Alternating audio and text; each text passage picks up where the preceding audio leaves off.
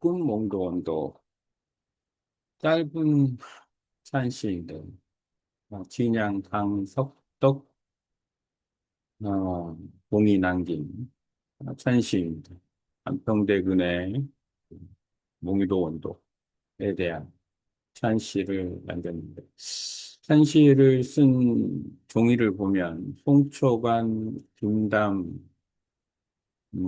강석덕 이 세 문인의 종이가 동일하거나 비슷하다라는 것을 알 수 있습니다. 종이가 좀 다르다라는 게 좀 특이한 사항 같아서 이 찬씨가 어떤 과정을 통해서 이루어졌는지를 조금 더 추측해 볼 수 있지 않을까. 21명이나 찬씨를 쓰는데 어떤 순서나 어떤 과정을 통해서 쓰게 되는지 달보다 바람을 먼저 납니다. 몽위도 온도의 여백과 남풍가에 담긴 보이지 않는 것은 강석덕의 아들은 강희안과 강희맹입니다. 강희안 대표적인 문인 화가로 알려져 있는 사람, 강희맹도 그렇고 그렇습니다. 비행당의 어느 봄밤 안평대군과 함께 그리고 강석덕이 난 예술가 상을 품질해 됩니다. 비해당이라는 것은 비해당은 세종이 안견이 이제 사가로 나가는 과정입니다. 사가로 분가를 하는 거죠. 이제 인왕산 위쪽에서 분가를 했다. 그래서 보통 분가를 하면 이제 당 어떤 장소를 예를 들어 매헌당, 순당 해서 장소를 정하는 그래서 장소에 대한 호 개념으로 비해를 주고 이라고 칭한 것 같아요. 인왕산 어느 쪽이 있는지는 좀 궁금하고. 특이한 점은 안평대군이 성령의 어, 태종 아들 성령의 양자 음, 가 되는 거죠. 성령대군은 일찍 죽어서 후사가 없는데 그래서 양자가 됐다. 그것도 또 특이한 부분이라고 생각이 듭니다. 그래서 이제 성령이 고향 덕양 대자리, 대자암의 성령군을 추모를 하는데 거기에 이제 안평대군이 관련이 있지 않나. 그런 기록도 있고 그렇습니다. 강석덕은 1395년에 태어나니까 1447년 몽유도원도 찬시를 쓸 때는 이미 53세인 거예요. 그럼 53세면 아들 강희안이나 강희맹 같은 경우는 출생연도를 봐야 되겠지만 아마 20대는 훨씬 되지 않았을까라는 생각이 듭니다. 상당히 어떤 그런 교류가 있고, 그 다음에 안견, 몽유도원도를 이렇게 분석을 좀 하다 보니 안견이 화가로서의 어떤 자질과 또 이제 그 화가가 이제 중인 신분이라 하더라도 관직을 받을 수 있는 그래서 종팔품 나중에는 종사품까지 받는 호, 호, 호관 이 되는 과정까지 거쳐서 어떻게 보면은 신분이 이제 상승했다라고 볼 수 있는데 음, 문인들과의 이런 큰 교류, 안평대군과의 교류를 통해서 아, 상당한 식견을 넓히지 않았을까. 그러하여 안견의 아들인 안소희로 하여금 아, 학문에 매진하게 해서 나중에는 과거 국제를 하는 그런 과정까지 이르지 않았나라는 생각이 들게 되네요.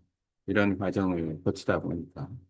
근데 단순히 안견을 화가로서만 바라볼 게 아니라 화가이기도 하지만 상당한 문인들과의 그런 어떤 교류가 있고 또 당대 최고의 화가였으니 아무래도 부를 쌓을 수 있지 않았나라는 생각이 들어요. 과하지는 않지만 부족하지도 않은 그런 부가 쌓여 있지 않을까라는 생각이 듭니다. 녹봉도 많이 받았을 테고. 그것은 강석덕은 호조 참판 대사원 대성군수 지안군 군사 시절 선정을 베풀어 40년 소원왕후 국상 참여하는데 46년 소원왕후 국상 참여를 기준으로 봤을 때 이 안평대군이나 수양대군하고도 그 연관성이 있겠죠. 그래서 강석덕이 안평대군과 이렇게 친교가 있게 되는 동기가 있지 않을까. 성품, 청렴, 관계, 타협하지 않는 얼굴은 일생 학문을 휩쓰고 교우가 지금 상대 최고의 문인가 문형성 천재예술가 강희한 강희맹 형제의 아버지이다. 한속 선인이 아니라 세금과 없이 걱정 없이 갈 수 있는 사람들이 세상의 교훈이요. 이상주의적 공간이 결제의 백성의 현실로 끌어내린 그의 시선과 한 중견 문인이죠. 그러니까 뭐 21명 중에는 50대 골고루 있는 것 같아요. 20대도 있고, 30대, 40대, 50대, 60대, 70대까지 있으니까. 그런 기준으로 봤을 때는, 중견 문인으로서 백성을 생각하는 그런 부분이 조금 더 강하다, 라고 볼 수 있네요. 유난히 희곡 계열이 좋은죠. 피해당 상호 밖으로 몇 번 몇씩 기울던 날 보통 찬시를 적는 다망빛 한지 대신 강석덕 직접 가져온 종이만의 발꽃들을 보았습니다. 종이의 밝음은 그림 속 복사꽃이 안개와 무화과에 는 누구의 것인가? 진양광꽃께서 직접 가져오셨습니다. 부모님 꽃은 hin종이 옮겨야 하고 안개하니께서 강석덕은 처음부터 찬시를 전분한 글씨가 아닌 꽃빛 위에 얹으려였던 것은 보이지 않는 한계를 종이 실감으로 보는 첫 어쨌든 이 종이에 관한 부분도 한번 깊이 있게 살펴봐야 되지 않나. 서지학 이런 개념으로서의 몸위도 온도가 상당히 의미가 있다. 안타깝게도 원본이 지금 펠리 대학에 있는 관계로 이런 부분의 연구가 음, 어찌 보면 공동 연구를 하는 것도 나쁘진 않지 않나 라는 생각이 듭니다. 아, 그런 정도야 충분히 함께 이루어질 수 있지 않을까라는 생각을 해봅니다. 두 개의 세계, 험준한 현실과 따뜻한 도원, 험준한 산세, 목빛이 단단한 증거, 강석덕의 시선, 이 왼편이 더 중요합니다. 나가야 할 세상이 아직 여기 있습니다. 복사꽃불, 안개가 피어나는 계곡, 어린 강림의 시선, 하늘은 막고 꽃은 열어줍니다. 도원의 입구는 열려 있으나 다시 나오려는 뜻이 없는 곳. 강석덕은 이상의 취하기 전 반드시 돌아와 마주해야 할 척박한 현실의 무게를 먼저 짚어냅니다. 돈을 바라보는 세 가지 시선, 고연명의 어부, 안성대군의 왕자, 강석덕의 평민, 들어간 방식, 세상을 피해 들어간 도피, 세상을 품은 채 들어간 포용, 궁핍한 백성으로 살아가기 싫었을 따름, 생존, 돈의 힘이 속들을 벗어나 산속 현인들의 은심처다. 근심없이 다스려지는 태평성대의 꿈, 세금 걱정 없이 갈 수 있는 곳. 강석덕은 애민이 있냐. 앵견이 그림 속에 일부러 작게 그려놓은 박고랑이 있었나. 강석동의 산신은 화려한 왕자의 꿈을 지극히 현실적이고 투박한 백성의 삶으로 치환시킵니다. 대나무를 신종이들의 작은 산 여백의 발견, 앵견이 밤이 깊어 문인들이 들어간 뒤 강석동이 앵견에게 몰랐거나 보여준 석찰구의 작은 산. 보다 책을 더을 나의 두 자를 당연히 그리고 매낭국죽 문인화인 거죠.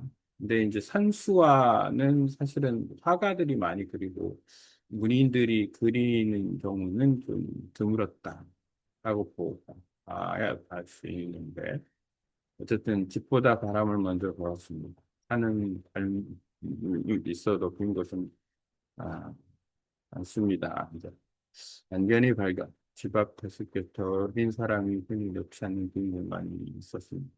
비오는 자라는 지나가. 안견과 강석덕의 나이가 좀 연배가 약간 비슷하거나 안견이 좀 어리거나 이러지 않았을까라고 추정을 해볼 수는 있을 것 같습니다. 안견의 나이가 안평대 군보다는 좀 더 많지 않았을까라는 추측도 해보고 왜냐하면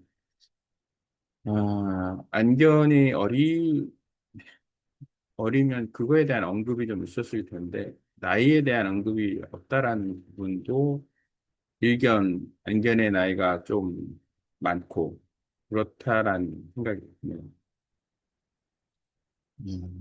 보이지 않는 것은 야, 본질, 바람마음, 좋은 그림 궁극적으로 넘기는 것, 남기는 것. 산을 바라보던 사람의 마음자 달 아래 부는 바람, 옆에 끼어든 조합이 의도적인 작품, 사물과 사물 사이, 사람이 통과할 수 있도록 작가가 의도적으로 만드는 부분, 형태, 발산도, 눈에 보이는 물리적, 공풍이를 핑계라고 문화문 적은 품입니다.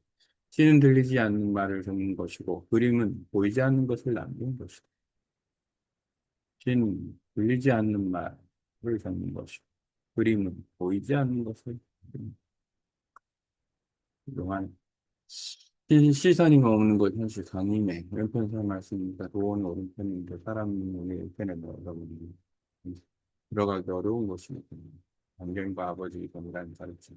내일부터는 저 산을 먼저 뵙겠다. 꽃은 그리지 말고 현실을 오래 본 뒤에 도원이 되고싶어 달콤한 환상, 도원이 뜻을 그리기 전 거칠고 독특한 현실 왼편의 삶의 질감을 온전히 채워야만 진정한 예술이 연대한 행복한 표현이죠. 소설적 구성 아니면 상상, 남풍이 머무는 자리, 크고 고운 정이, 고원의 밝은 꽃빛을 담기 위한 어린 아들의 여름, 집과 산 사이 바람이 지나가는 푸르른 건강, 남풍, 다음 세대를 길러내는 방석덕이 고원을 차갑지 않아야 할 곳으로 정의하고 시 끝에 남풍가를 적은 중자하고 보이지 않지만 모두가 기다리는 따뜻한 바람, 남풍가. 북풍, 경계와 근심이 아닌 곡식을 읽게 하는 따뜻한 바람, 남풍. 풍요로움의 상징, 남풍가. 완벽한 여백이 길러내는 것, 따뜻한 바람이 오래 머무는 세상이 아비보다 자식이 더 멀리 가는 세상이기 때문에 실제로 한국의 조선 한반도에 북풍이 불 때는 매서운 겨울이고 남풍이 불 때는 이제 봄에서 여름으로 바뀌는 시기이기 때문에 곡식이 있는 그런 풍요의 시간이 찾아오는 거죠. 그러니까 남풍가라고 강석덕이 표현한 것은 아주 의미가 있는 상당히 은유적인 표현이라고 볼 수 있습니다.